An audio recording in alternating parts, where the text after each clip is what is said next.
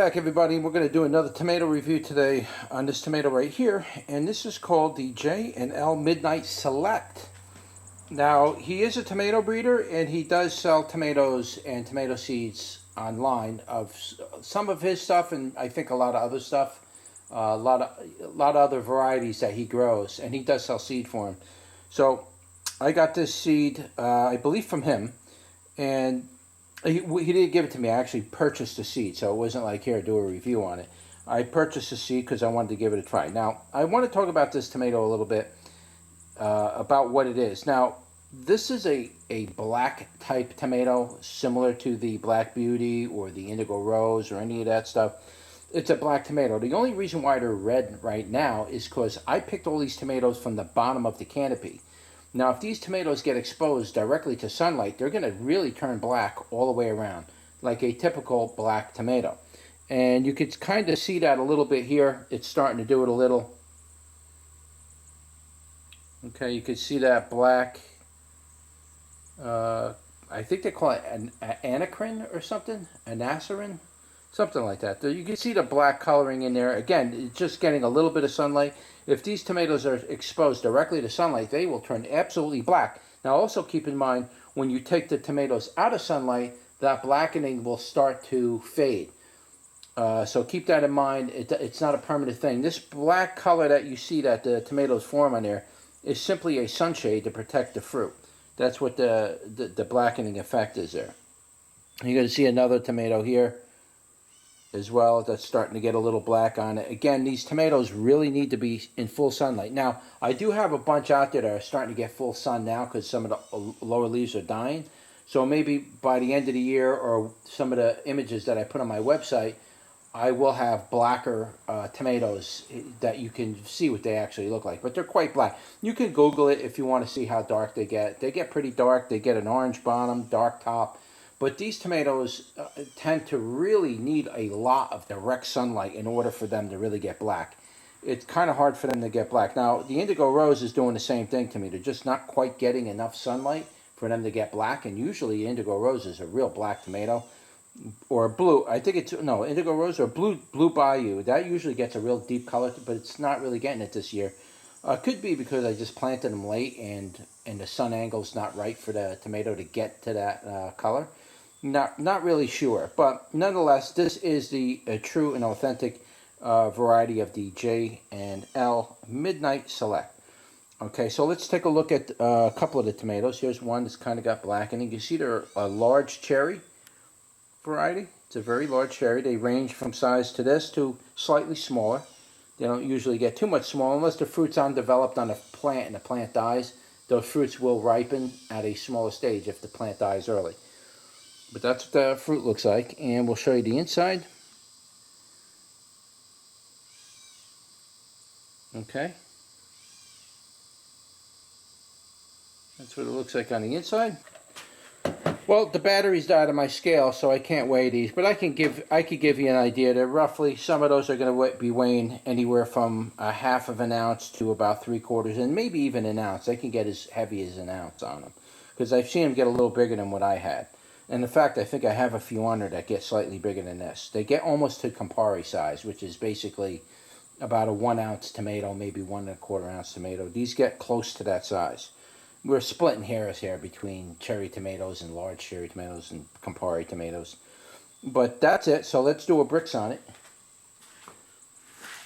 For you bricks lovers. Okay, it's almost a 6. Very close to the top of the line. It's just about there at 6. And you probably could get away with saying 6. It's so close to the top. So it's very close. So without any further ado, let's take a bite off of one of these and see what they taste like. Okay, so let's get into the numbers. Let's start off with the sweetness. The sweetness was incredibly good. It was a lot sweeter than the indicator was kind of telling me. I was expecting it to be mediocre, but no, the sweetness was pretty prominent in here. So it's way above 50%, so I'm going to say about 30 on the sweetness. It was definitely up there, had a nice prominent sweet flavor. It's very delectable. It was a smooth type of sweetness too. It wasn't anything sharp or pungent. Just a smooth delivery of sweetness. Your tongue really picks that sweetness up when you first eat the tomato. Now the tangy part was roughly right around the same thing. I'm going to say maybe a little bit higher. We'll say maybe about 32 on the tanginess. So it's basically a good balance between the two. It was a perfect balance actually. So the tomato is ranking very high between sweet and tangy. Very, very high. Tomato flavor was phenomenal. I'm going to rate the tomato flavor probably somewhere around, I'm going to rate that tomato flavor around an 8.5 on the tomato flavor. The tomato flavor was primo for me. It's the type of flavor I look for in tomatoes. This tomato was primo right there. It was in that spot. It hits the zone. So I'm going to rate that at about 8.5 on that tomato flavor. That tomato flavor was really great. Now, when I'm saying 8.5, I'm referring to, I should mention this right out the gate. It's not how good the tomato flavor is. It's how strong was that tomato flavor prominent inside that experience. And I'm rating it as an 8.5 as its prominence. It was very prominent. It was very noticeable. It was right in there, and you were able to pick the tomato flavor up right out the gate. It affected my tongue from pretty much the upper front part of the tongue all the way back to the sensory area of your tongue, which is the back part of your tongue, where it picks up all those nuances and flavors. And this tomato definitely hit every aspect of my tongue. It hit the front part and the back part. That's kind of unusual because I don't normally pick a savor flavor right up at the front part of the tongue. It's usually where the back of the tongue is. This tomato has that, has it right from the front to the back, and I'm still savoring the flavor on the back side of my tongue. In fact, I can't wait to end this video so I can eat a bunch of these. I mean, they're that good, guys. These things are absolutely delicious.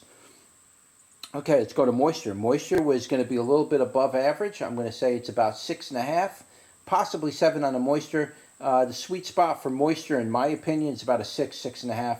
So this was pretty much in the sweet zone.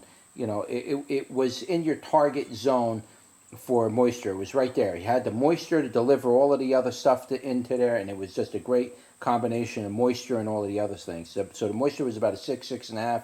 That was definitely a good number on that one. Tardy and sour, there might be a 0.5 of a tardy. It was very slight bit of tardiness, but not enough to be off-putting in any way. But there was a little something there, and that was good because it helped bring the other flavors together as well as make your mouth salivate a little bit as you're eating the tomato.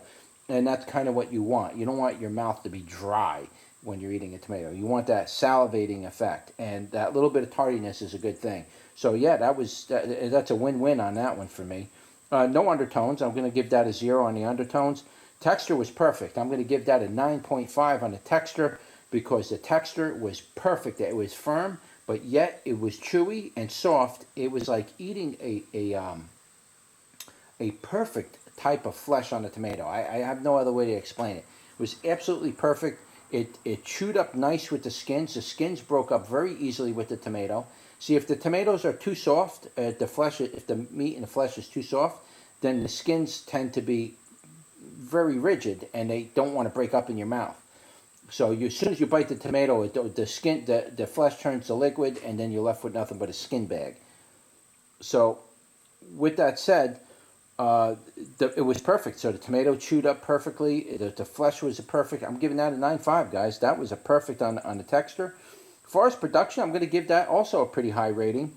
I'm going to give that somewhere around a 6 or a 7 on the rating of the production because it's still producing tomatoes, and I still got a ton of tomatoes on there. They're still green, but it's got a ton of tomatoes. I mean, this thing's pretty much been putting out tomatoes for the last month.